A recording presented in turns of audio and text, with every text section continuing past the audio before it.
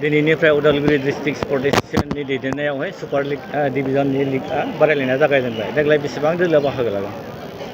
गिबियावनो नोंथांनि मिडियाखौ बरायबाय। देग्लाय 2026 मायथाइनि उदालगुरि डिस्ट्रिक्ट स्पर्ट्स एस'सिएशननि सुपार डिभिजननि जिथु इन्टार क्लाब फुटबल लिग बे दिनै जागायबाय।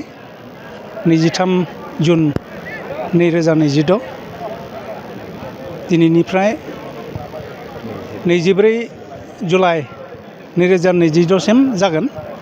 जोंहा सुपार डिभिजनाव टीमा 8टा टीम दङ। बेनि गेजेराव 28टा गेम जागोन आरो बेनि गेजेराव पजिशन वाइसआव बिदिनो 1 2 3 4 5 बेबायदिनो पजिशन जागोन पइन्ट सिस्टेमाव। बेनिफ्राय मोननै डिग्रेड जागोन।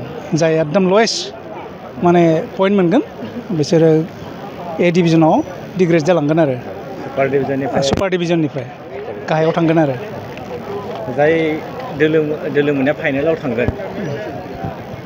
फाइनालाव थांनायनि उनाव बिथांमोना फाइनालखौ गेलेखांनायनि उनावहाय माबाफोर गेलेनो सुबिदा मोनगोन नामा? बेबायदि फाइनाल बेबायदि जाया। लिगआ बे जाय माने 7टा गेम गेलेगोन मोनसे टीमा।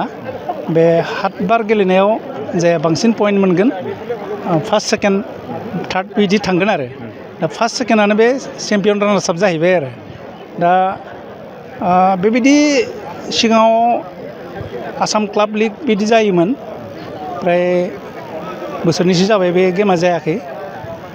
बे फार्स्ट जाया चेम्पियन जायो बे टीमखौनो हरनाय जायोमोन आरो खिन्थु दायो बे सिस्टेमा गैला।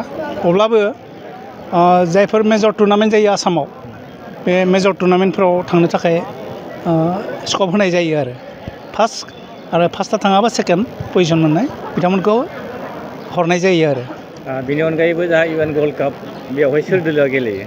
बेवहाय जोङो नैबे सुपार डिभिजननिफ्राय जों फार्स्ट सेकेन्ड थार्ड फर्थ पजिशनालागै जों बेयावहा सुबिदाखौ होनाय जायो आरो UN ब्रह्म गल्ड कापआव सुपार डिभिजननिफ्राय आरो मोनब्रै दोलो जों पार्टिसिपेसन खालामनो होयो आरो जोङो नुनो मोनबोदोंमोन सिगांनि बोसोरफोरावहाय जाय बिथांमोना फार्स्ट सेकेन्ड जाबाय बिथांमोननो 5 लाख राङै होनाय जोङो खोनाबोदोंमोन जों नुबोदोंमोन।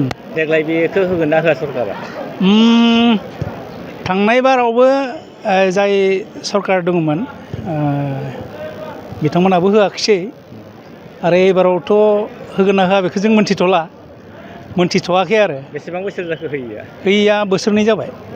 थांनाय बोसोरावबो होआखै आरो थांनाय बोसोराव होआखै। थांनाय बोसोर 2025आव होआखै आरो 26आथ' नै सोलिबाय थादों। दा बेनि रिजाल्टखौ उनावसो मोनसिगोन आरो होयो ना होआ। ओरैनो बिदि जोंथ' होनांगौ होननानै जों बुंदों। दा गोदान सरकारा मा बाजेट सेसनाव मा लायो बेनि सायावसो बुंसिगोन आरो बे सुपार डिभिजन लिग गेलेनायनि उनावहाय UN ब्रह्म गल्ड कापआ माब्लासो जागोन आरो नोंथाङा? बेखौ जों देग्लाय थांनाय बोसोराव नभेम्बर मासाव जादोंमोन। माखासे उसुबिदानि थाखाय इलेक्सननि उसुबिदा जादोंमोन।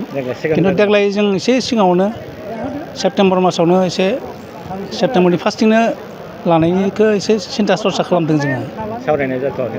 एसे सावरायनाय जाथ'वाखै। नेक्स्ट मिटिङाव सावरायगोन आरो बेखौ। साबायखर। Thank you.